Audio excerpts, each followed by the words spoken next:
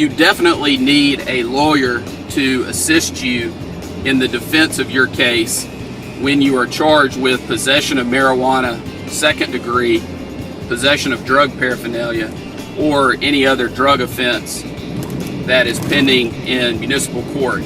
Under Alabama law, the maximum amount that you can be fined in a municipal court on a Class A misdemeanor, such as unlawful possession of marijuana second, is $500. You can also be sentenced up to 6 months in jail. The issue with a conviction for possession of marijuana second degree is usually, for most people, related to the driver's license aspect. And your driver's license under the Code of Alabama will be suspended for 6 months if you are convicted of possession of marijuana second degree.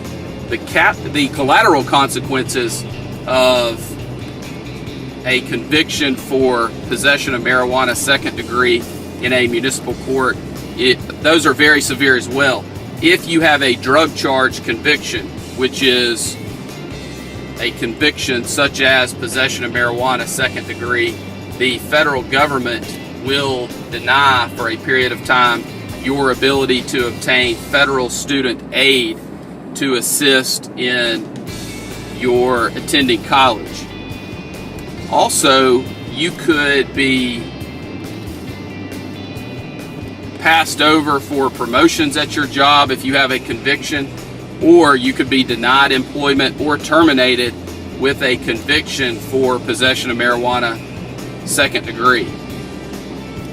In addition, if you have a professional license, it is very, very, very important that you understand that if you are convicted of a drug offense, depending on what your board requires, you will likely be required to notify your board either immediately or on renewal that you have been convicted of a drug offense. It's very, very, very important that you do everything within your power on the front end to avoid a conviction so that you can protect your professional license.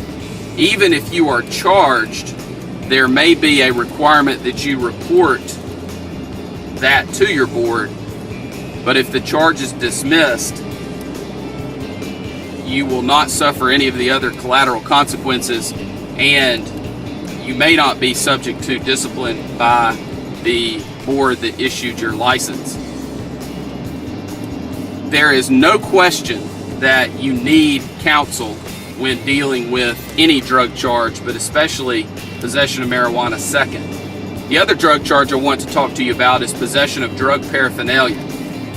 On any traffic stop or any encounter with the police, if they find something that could be construed to be used to make or cultivate or use any type of drug, they can charge you with possession of drug paraphernalia.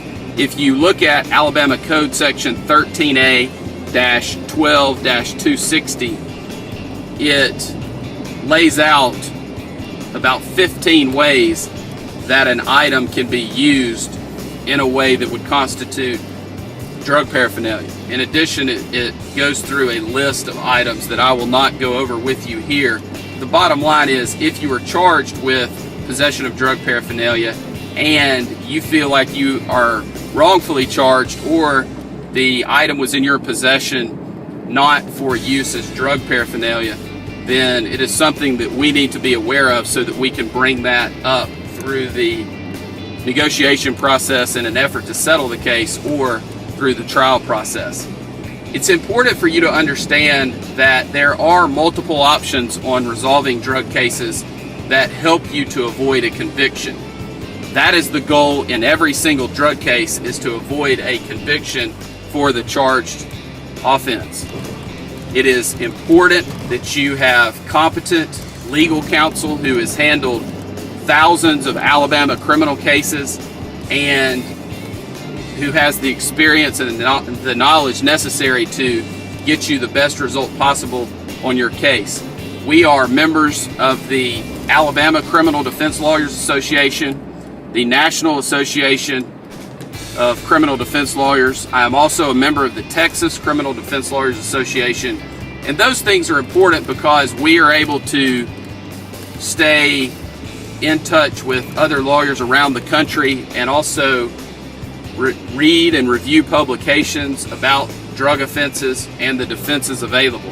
It's just very important that you have somebody who is knowledgeable and experienced in all aspects of the case, including the collateral consequences issue.